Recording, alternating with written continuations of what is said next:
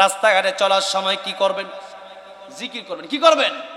ইয়া আইয়ুহাল্লাযীনা আমানু যকুরুল্লাহ যিকরান কাসীরা ওয়াসাব্বিহুহু বুকরাতাও ওয়া আসীলা।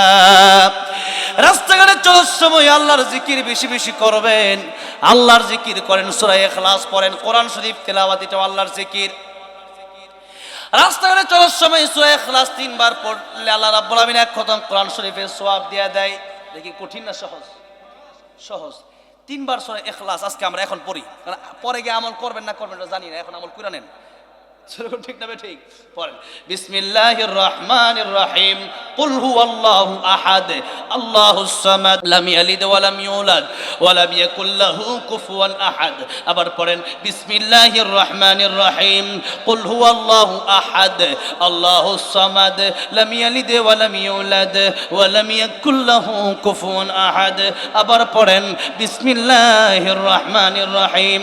কুল হুয়াল্লাহু আহাদ আল্লাহুস সামাদ লাম ইয়ালিদ ওয়া লাম ইউলাদ ওয়া লাম ইয়াকুল লাহু কুফুয়ান আহাদ। এই যে মাহফিলে আপনারা এসেছেন, কমপক্ষে একটা খতম কোরআন শরীফের সওয়াব নিয়ে বাড়িতে যাবেন। চিৎকার মেরে পড়েন সুবহানাল্লাহ। কমপক্ষে এক খতম কোরআন শরীফের সওয়াব। আজকে আমরা যারা এখানে আসলাম, প্রতিদিন কি কোরআন শরীফ আমরা কি পড়ি নাকি?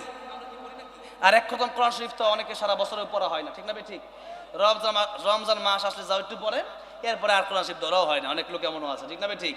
আর আজকে এখানে আসলেন, 3 বার সূরা ইখলাস পড়লেন, এক খতম কোরআন শরীফের সওয়াব আল্লাহ আপনার আমলনামায় দিয়ে দিলেন।